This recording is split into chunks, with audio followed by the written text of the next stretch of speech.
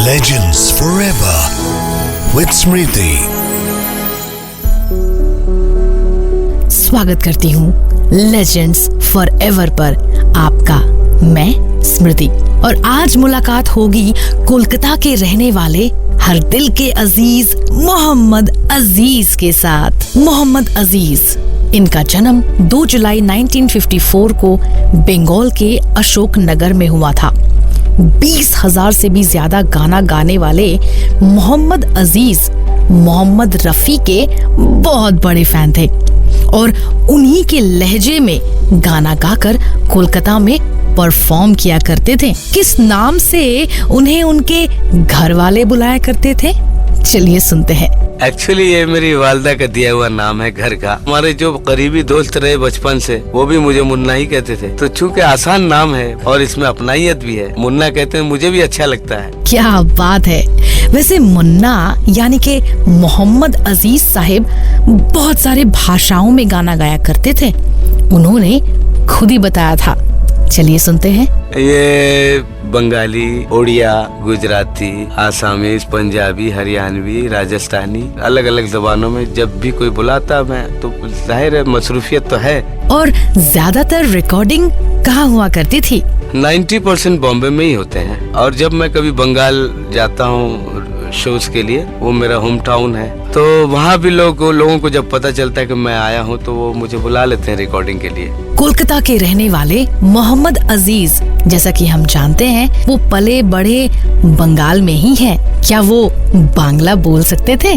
जी हाँ, আমি কলকাতারই আছি। কলকাতায় জন্ম হয়েছে আমার, আর कोलकाता আমার जान प्राण, আমার जन्मस्थान। कलकत्ता जो है वो मेरा जन्मस्थान है और बॉम्बे जो है, मुंबई, ये मेरा कर्म स्थान है। और क्या हम सबको बांग्ला में एक गीत सुना सकते हैं? हाँ जरूर सुनाऊंगा। एक गीत पूजा के समय पे 87 में रिकॉर्ड हुआ था। ये एल्बम था तो उसमें 4 गाने मेरे थे। एक गाना उसमें बहुत पॉपुलर हुआ जो आज भी पॉपुलर, लाल साड़ी लाल टीप। मोहम्मद अजीज ने बॉलीवुड में 1984 की फिल्म अंबर के साथ शुरुआत की और पहली बंगाली फिल्म आई 1986 में, जो था बोमा। कैसा रहा बंगाल से मुंबई तक का सफर? चलिए सुनते हैं मोहम्मद अजीज की ज़बानी। एक्चुअली मैं 82 तक तो कलकत्ते में ही था, तो वहाँ स्टेज प्रोग्राम वगैरह करता था और मैं स्टेज प्रोग्राम में मोहम्मद रफी साहब के गाने गाता था। तो उनका जब इंतकाल हुआ 80 में, जाहिर एक फैन की हैसियत से जो दुख था वो आज भी है, लेकिन साथ में एक इनसिक्योर फीलिंग भी आ गई कि अब तो रफी साहब के नए गाने सुनने को नहीं मिलेंगे। अब चूंकि एम्बिशियस भी था कि मैं भी कुछ करूं, कभी रेडियो में मेरी आवाज भी आए, मेरे अपने गाने भी आए। फिर मैं 82 में बॉम्बे आ गया, किसी ने नहीं बुलवाया, मैं आया और आके यहाँ एक गेस्ट हाउस में रहता था। स्ट्रगल किया काफी 1-1.5 साल तक।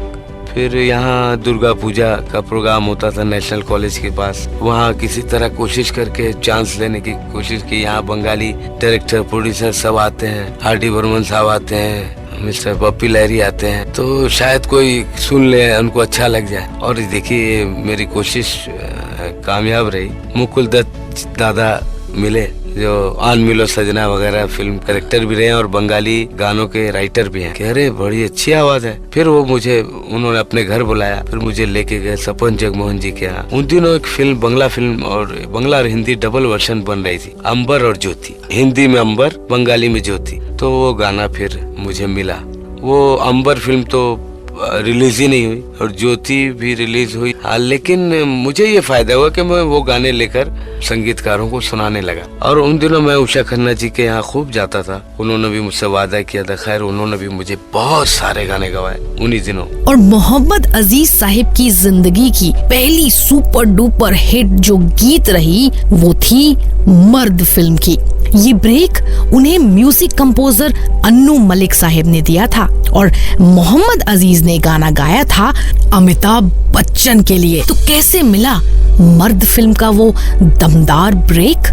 चलिए सुनते हैं मोहम्मद अजीज की ज़बानी। पहला जो ब्रेक कहते हैं जिसे, वो है मर्द। एक दिन मैं ऐसे ही सोया हुआ था, सुबह 6 बजे एक लड़का आया कि जल्दी चलो, अन्नू भाई ने बुलाया, अन्नू मलिक साहब। तो ये उन दिनों वो भी बिल्कुल नए थे, तो मनमोहन जी की फिल्म मिली उनको मर्द। उन्होंने मुझे बुलाया, मैंने कहा यार क्यों मजाक कर रहे सुबह सुबह नींद से जगा के। उस लड़के ने कहा अरे नहीं भाई तुम अमिताभ बच्चन के लिए गा रहे हो टाइटल सॉन्ग। मुझे यकीन नहीं आ रहा कि सच कह रहा है मजाक कर रहा है, क्या हो गया है। बोले नहीं अभी पक्का कुछ नहीं है, तुम गाना तो गा रहे हो लेकिन अगर अच्छा नहीं गाओगे तो डब हो जाएगा। मैं कोई 8:30 बजे अन्नू भाई के यहाँ पहुंचा, रिहर्सल किया और रिहर्सल करके शाम को 3 बजे रिकॉर्डिंग थी। अजीब माहौल था, 100 म्यूजिशियन, 40 कोरस। मैं नया बिल्कुल सहमा हुआ लेकिन फिर भी मैंने बहुत जोर लगाया और गाया और मनमोहन जी को बहुत पसंद आ गया। उन्होंने कहा कि आज के बाद मैं जब तक हूँ तुमको गाने गवाऊं। और अमिताभ बच्चन के लिए मोहम्मद अजीज साहिब ने और भी कई सारे गाने गाए।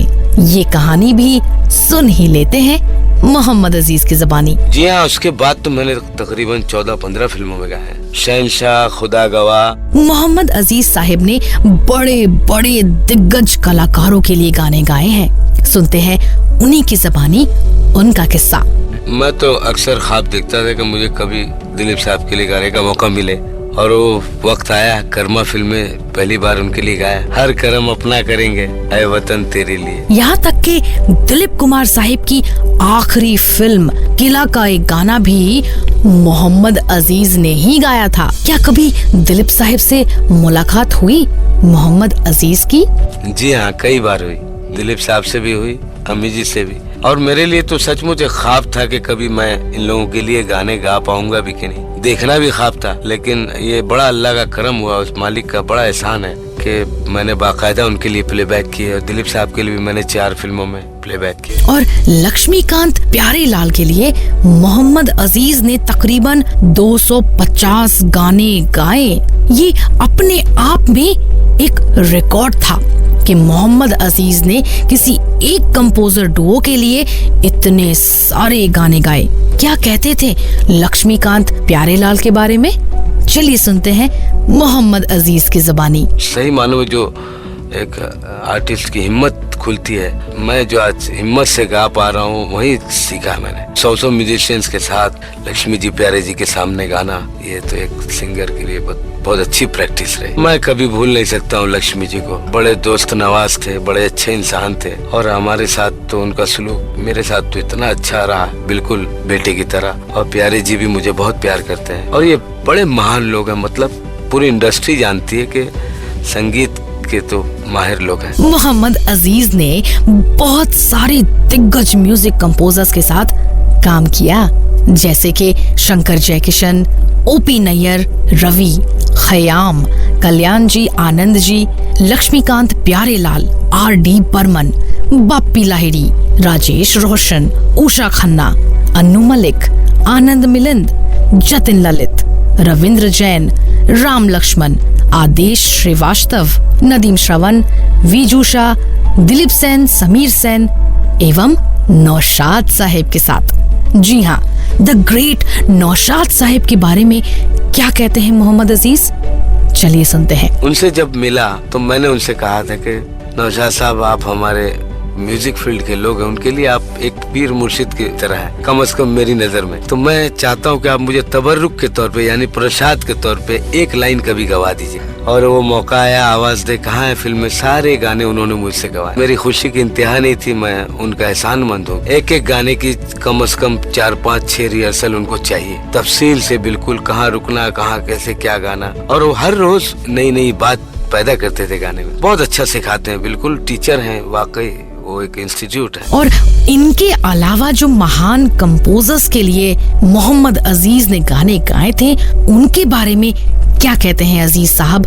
चलिए सुनते हैं। तो ये मेरी खुशनसीबी रही कि मैं नौशाद साहब से लेकर आदेश श्रीवास्तव तक, जतिन ललित तक सभी के लिए गाए। सबका अपना स्टाइल है, सब अच्छा काम करते हैं। और मैं माफी चाहता हूँ कि मैं अगर मौका न मिले और मैं ज्यादा किसी के बारे में नहीं कह पाऊँ, फिर भी मुझे कुछ लोग बहुत ज्यादा पसंद है। उनमें नदीम श्रवण है और राजेश रोशन है। उनका गाना जो मैंने गाया वो गाना बहुत ही हिट गाना है। मैं से मीना से, मेरी जिंदगी का यानी मेरे फिल्मी जिंदगी का, करियर का जो बेस्ट सॉन्ग है वो भी राजेश रोशन जी का। इंदिवर जी ने लिखा, एक अंधेरा लाख सितारे, एक निराशा लाख सहारे, सबसे बड़ी सौगात है जीवन, नादां है जो जीवन से हारे, एक अंधेरा लाख सितारे। हम सब किसी न किसी कलाकार के बहुत बड़े फैन होते हैं। ठीक वैसे ही मोहम्मद अजीज जिनके फैन थे वो थे मोहम्मद रफी। बात 80s की दशक की है जब मोहम्मद अजीज के आइडॉल मोहम्मद रफी का देहांत हो जाता है और बॉलीवुड में मेल वॉइसेस की चमक कम होने लग जाती है। इसी बीच रफी की जगह किस सिंगर से रफी की आवाज की भरपाई हो सकेगी, इसको लेकर काफी जद्दोजहद चल रही थी और ऐसे में 2 सिंगर्स का नाम ऊपर आता है, अनवर एवं शब्बीर कुमार का। लेकिन बहुत सारे उलझनों के दौरान एक डार्क हॉर्स की तरह उभर कर सबके सामने आते हैं दी वन एंड ओनली मोहम्मद अजीज। मनमोहन देसाई साहब का बहुत बड़ा हाथ रहा मोहम्मद अजीज को मर्द फिल्म तक पहुंचाने का और काफी हद तक मोहम्मद रफी साहब के कमी को पूरा करने का। रफी साहब के इतने बड़े फैन मोहम्मद अजीज क्या कभी मुलाकात कर पाए अपने आइडॉल मोहम्मद रफी से? चलिए सुनते हैं उनकी कहानी। जी हाँ, मैं 79 में उनको कलकत्ते में मिला था। मुझे किसी ने मिलवाया कि ये गाना गाता और आपके गाने गाता, तो उन्होंने कहा बहुत अच्छा, मेहनत करो, कोशिश करो। फिर उन्होंने मुझे सजेशन दिया कि बड़ों की इज्जत करना, रियाज करना, शराब नहीं पीना, ये 3 चीज उन्होंने मुझसे कही थी। और कैसा रहा मोहम्मद अजीज के लाइव शोज का एक्सपीरियंस? चलिए सुनते हैं। शोज में जाने के बाद पता चलता है कि आप कितने, आपकी शोहरत कहाँ तक है। और मैंने अंदाजा लगाया कि भले ही इंडस्ट्री वाले मुझे बुलाते हैं या नहीं बुलाते हैं, लेकिन मैंने महसूस किया कि मैंने जो भी पुराने गाने गाए उन गानों का इतना अच्छा रिस्पांस है ऑडियंस में। जब भी तो देखिए एक जगह जब कोई मुझे बुलाता है तो दोबारा मुझे रिपीट करता है। आज भी मैं अकेले 10, 12, 15 हजार, 20 हजार की ऑडियंस के बीच में गाता हूँ मैं। मतलब 10-15 हजार लोग इकट्ठा होते हैं आज भी मेरे गाने पे, तो मैं बहुत एंजॉय करता हूँ। वहीं जाके जो है ये एहसास कमतरी से मैं दूर हो जाता हूँ। और मेरे साथ प्लस पॉइंट क्या है कि मैं अपने गानों के साथ मोहम्मद रफी साहब के गाने भी गाता हूँ, इसलिए लोग जानते हैं कि भाई ये तो अपने पॉपुलर गाने तो गाएगा ही और साथ में मोहम्मद रफी साहब के गाने गाएगा। तो क्योंकि मुझे रफी साहब के भी 4-5 हजार गाने याद है। मैं कहीं कभी न बन जाऊं तेरे प्यार में कविता, मैं कहीं कभी न बन जाऊं तेरे प्यार में कविता, मैं कहीं कभी न बन जाऊं तुझे दिल के आईने में मैंने बार बार देखा, तेरी अखड़ियों में देखा तो छलकता प्यार देखा, तेरा तीर मैंने देखा तो जिगर के पार देखा, मैं कहीं कभी न बन जाऊं।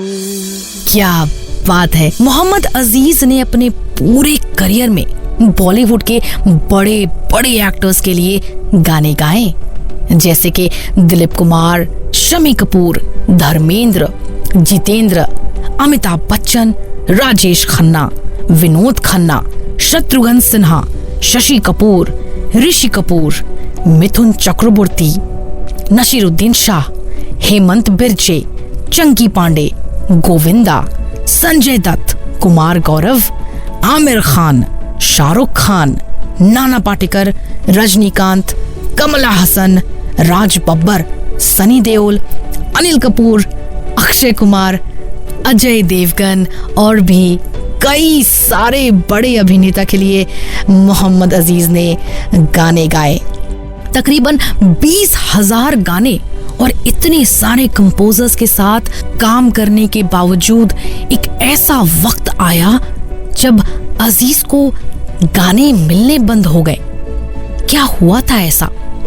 चलिए सुनते हैं उन्हीं की ज़बानी। वजह तो मुझे आज भी समझ में नहीं आई, लेकिन हाँ ये बात सच है कि कल तक जो हमारे घर आते थे हमें रिहर्सल करवाने के लिए, वो अब फोन पे भी नहीं आते। बात फन की और सलाहियत की नहीं है, ये कारोबार की है। जाहिर है कि कुछ नए नए कलाकार आ गए हैं, सिंगर्स आ गए हैं, वो कामयाब हैं, उनके गाने ज्यादा हिट हो रहे हैं, तो उनका रुझान उन्हीं की तरफ है, हमारी तरफ से हट गई। अच्छा गाना या अच्छी आवाज की बात नहीं है, मैनिपुलेशन और मार्केटिंग की भी बात हो गई आजकल। यानी कि मैं उनके ऑफिस में रोजाना जाऊं, उनको रिमाइंड करूं, उनसे दोस्ती करूं, उनकी खुशामद करूं। कुछ आजकल ऐसा भी हो गया, आप अपनी मार्केटिंग खुद कीजिए, कॉन्टेक्स्ट में रहना, जिसको फील्डिंग, और उसमें मैं शुरू से ही पीछे रहा हूँ। वो तो उस जमाने के दूरअंदेश म्यूजिक डायरेक्टर्स थे जिनको सिर्फ फन से ही मतलब था, वो मुझे घर से बुला के गवाते थे। आज के लोग ऐसे नहीं है, आज के संगीतकार या प्रोड्यूसर या डायरेक्टर जो भी है, वो चाहते हैं कि मैं उनके कॉन्टेक्स्ट में रहूं। शायद मैं इस मामले में पीछे रह गया हूँ।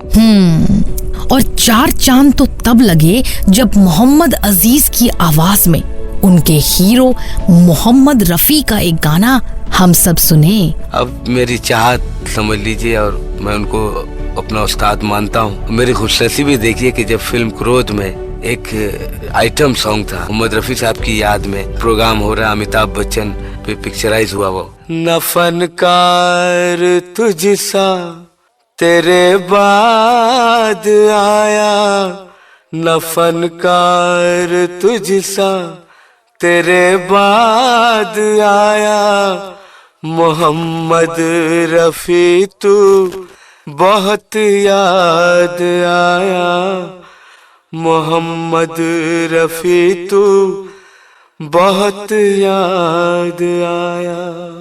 सुरों की सुरीली वो परवाज तेरी, बहुत खूबसूरत थी आवाज तेरी, जमाने को जिसने दीवाना बनाया, मोहम्मद रफी तू बहुत याद आया।